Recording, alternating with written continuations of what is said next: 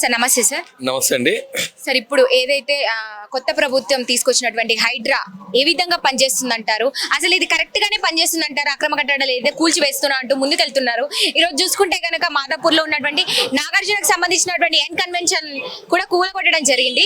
ఇట్లా చూసుకుంటే సినీ ప్రముఖులనే కాదు, వ్యాపారవేత్తలనే కాదు, ప్రతిరోజు అన్నిటి కూడా కూల్చివేస్తూ వెళ్తున్నారు. ఎట్లా ఏం చెప్తారు? చూడండి, మరి ప్రభుత్వం హైడ్రాన్ కొత్తగా తీసుకొచ్చారు. మరి ప్రభుత్వం ఏం ఆలోచించి తీసుకొచ్చిందో తెలియదు, కానీ మొత్తానికైతే మాత్రము ప్రభుత్వం ఏదో కూలగొడుతున్నారో పార్టీ వారు సంబంధించి మంచి అనుకుంటారు, కాని వారు బాధపడతారు. కానీ మొత్తానికి మాత్రము చెరువులని పరిరక్షించాలనేది ప్రతి ఒక్కరి ఆలోచన. మరి ఇది ఒక మంచి సిమ్టమ్ అనుకోవచ్చు. ఎందుకంటే మన ఒక ట్రెడిషనల్గా న్యాచురల్గా ఏర్పడినటువంటి ఈ కుంటలని కాపాడుకునే బాధ్యత ప్రతి ఒక్కరిదండి. ఆయన రేవంత్ రెడ్డి గారు చేస్తారు. కొంతమంది మంచి కావచ్చు, కొంతమంది బాధగా అనుకోవచ్చు, కానీ మొత్తానికి మాత్రము ఇది ఒక మంచి చర్య, శుభచర్య. ఇది ఒక్కలే కాదు, ఎండ్ ఆఫ్ ది డే అన్ని ప్రాంతాలలో ఎక్కడైతే అంటే ఈ ప్రభుత్వం తీసుకుంటుంది దాని ఉద్దేశంతో చెప్పట్లేదు. ప్రతి జాగాలో ఎవరైతే చెరువులు కుంటలు కబ్జా చేసిన వాళ్ళందరికీ కూడా క్లియర్ చేస్తే బాగుంటుంది. ఏంటంటే అందరినీ సమ్మతించి చేస్తే బాగుంటుంది. అయిన వాళ్ళు మంచి అంటారు, కానీ వాళ్ళు బాధపడతా ఉంటారు. కాబట్టి హైడ్రా విషయంలో దాని రైట్ రాంగ్ అనే విషయం మాకు కూడా ఐడియా లేదు. మొన్న ఇప్పుడు ఎందుకు దాని గురించి వింటా ఉన్నాం అనమాట. కులగొడితే వాళ్ళు బాధపడతారు. ముందే ప్రభుత్వము పర్మిషన్ వచ్చే ముందే ఆలోచించాలి. పర్మిషన్ ఇచ్చి కట్టిన తర్వాత కులగొట్టడం అనేది కరెక్ట్ కాదు. అయినా ప్రభుత్వం ఇప్పుడు ఏం చేస్తున్నారు? పర్మిషన్ లేకుండానే కడుతున్నారు, అందుకే అక్రమ కట్టడాల కింద భావిస్తూ కూల్చివేస్తున్నారు. ఖచ్చితంగా ఎట్లంటే మన మున్సిపల్ అధికారి ఈ రోజు ఎందుకు నిద్ర లేచింది? అది ఎప్పుడైతే వర్క్ స్టార్ట్ చేసి ఆ రోజు ఎక్కడ పోయింది? అధికారులందరూ ఏం చేస్తారు?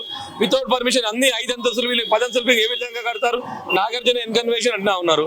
నాగార్జున గారు టీఆర్ఎస్ గవర్నమెంట్ ఉన్నప్పుడు అది రైట్, కాంగ్రెస్ గవర్నమెంట్ వస్తే తప్పెట్లో అవుతుంది. కాబట్టి దాని గురించి ప్రభుత్వం సరైన నిర్ణయం తీసుకొని అది రైట్ రాంగ్ అని ప్రభుత్వం అని కాదు, అధికారుల తప్పిది. అధికారులు ముందే చెరువులు కుంటలు కట్టినప్పుడు ప్రతి ఒక్కరికి ఖచ్చితంగా తెలుస్తుంది. ఇప్పుడు ఒక హైదరాబాద్ ఏరియాలో ఎక్కడ అక్రమం కట్టడం అందరికి ఏ విధంగా తెలుసు?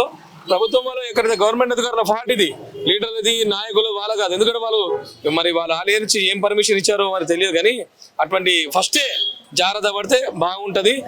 ఇంకొకటి ఏంటంటే ఎవరైతే అక్రమం కట్టడాలు కడుతారో వాళ్ళు కూడా జాగ్రత్త పడి ఇటువంటి చర్యలు చేయకుండా ఉంటే బాగుంటుంది.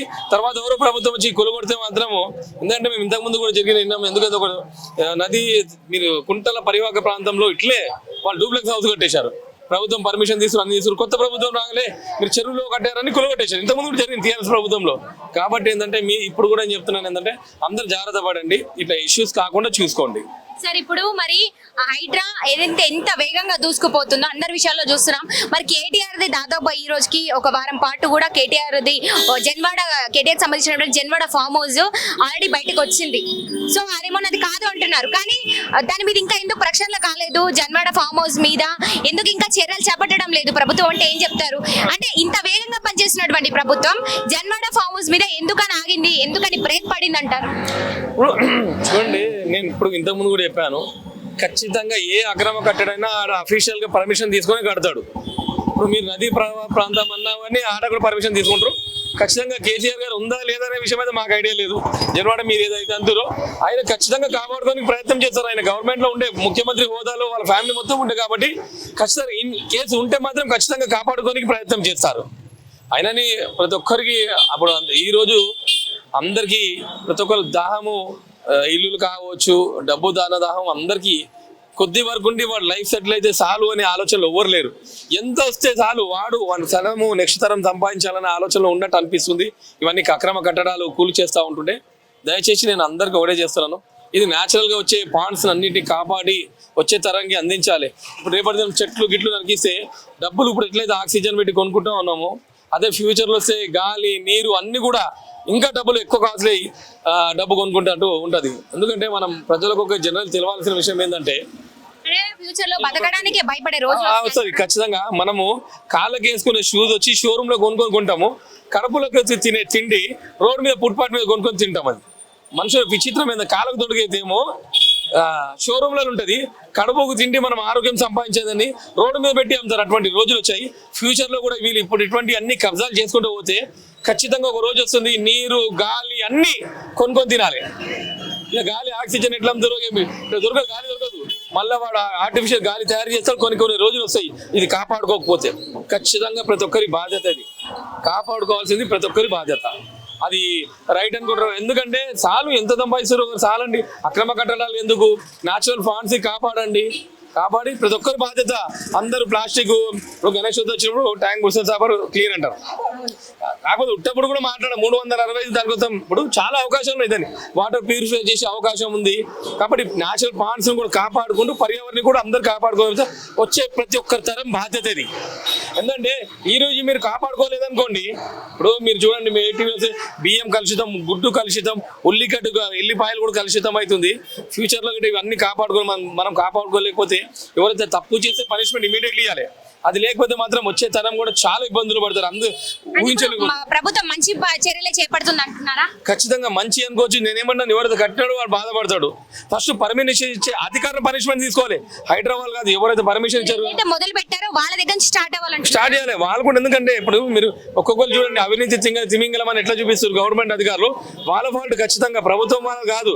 వాళ్ళు పర్మిషన్ ఇచ్చి కాబట్టి వాళ్ళు కడుతున్నారు.